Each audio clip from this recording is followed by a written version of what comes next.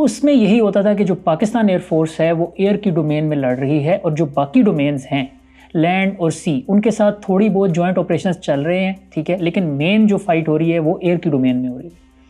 पिछले 3 से 3.5 सालों में जो मैंने आपको बताया कि एयर चीफ ने नेस्ट ऐप बनाया, ठीक है, उसके बाद हमने साइबर कमांड बनाई, उसके बाद हमने स्पेस कमांड बनाई, तो इसका हमें फ़ायदा ये हुआ कि ये जो कुछ नई डोमेन्स आई हैं एमर्जिंग टेक्नोलॉजीज़ की, ड्रोन, अनमैन्ड एयरक्राफ्ट, ये उनको हम यूएस भी कहते हैं, अनमैन्ड एयरक्राफ्ट एरियल सिस्टम्स, इसके अलावा साइबर वॉरफेयर, फिर साइबर में एआई भी आ जाता है। हमारा एक नेस्ट ऐप में ही centre for artificial intelligence and computing, जो राहुल गांधी ने अपने पार्लियामेंट में भी उसका नाम लिया था, सेंटैक ऑफ पाकिस्तान एयरफोर्स। तो एआई असिस्टेड एल्गोरिदम से आप अपनी डिसीजन मेकिंग को बेहतर कर सकते हैं। अभी तक ह्यूमन इन द लूप है, डिसीजंस जो हैं वो हमारे सारे लीडर्स ही लेते हैं, लेकिन एआई आपको असिस्ट कर सकता है इन द मॉडर्न बैटलफील्ड।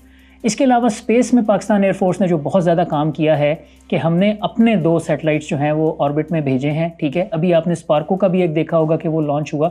तो डेफिनेटली जो सैटेलाइट लॉन्च व्हीकल है SLV, वो मेरे पास नहीं है, ऑब्वियसली पाकिस्तान के पास नहीं है, तो वो मैं चाइना की मदद से उनको भेजता हूँ। लेकिन जो सैटेलाइट्स हैं वो पाकिस्तान के अपने हैं, उनका कंट्रोल भी मेरे पास है, ठीक है। तो ये एक और डोमेन जब इसमें शामिल हुई, तो अब पाकिस्तान एयरफोर्स जब लड़ने आती है मल्टी डोमेन ऑपरेशंस को अगर मैं कंक्लूड करूं, तो पाकिस्तान एयरफोर्स सिर्फ एयर में नहीं लड़ रही, साइबर की डोमेन में भी लड़ रही है, इलेक्ट्रॉनिक वॉरफेयर यानी कि इलेक्ट्रोमैग्नेटिक स्पेक्ट्रम को भी एक्सप्लॉइट कर रही है, और स्पेस और ड्रोन्स पे तो हम ऑलरेडी पहले बात कर चुके हैं।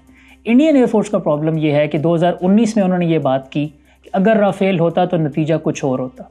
फिर जब उन्होंने S-400 लिया तो उनके कुछ जो डिफेंस एनालिस्ट, एक अभिजीत अय्यर मित्रा और इस तरह के कुछ हैं, मैं देखता रहता हूँ उनके भी इंटरव्यूज़, उन्होंने ये कहा कि 400 किलोमीटर रेंज है, 600 किलोमीटर डिटेक्शन रेंज है S-400 की और 400 किलोमीटर तक वो हिट कर सकता है। तो आप एक सर्कल लगाएं आदमपुर से 400 किलोमीटर्स का, उसमें पाकिस्तान के सारे जो बेसिस हैं पंजाब के वो आ जाएंगे, और भुज से लगाएं तो उसमें कराची और वो साउथ के आ जाएंगे। और ये उनके वर्ड्स में कोट कर रहा हूँ कि अब पाकिस्तान एयरफोर्स का जहाज़ अगर टेक ऑफ करेगा सरगोदा से या कराची से, तो आप उसको शूट डाउन कर देंगे। यानी कि प्रैक्टिकली उनके कहने के मुताबिक पाकिस्तान एयरफोर्स जो है वो ग्राउंड हो चुकी है। अब आ जाते हैं हम 7 मई के ऊपर।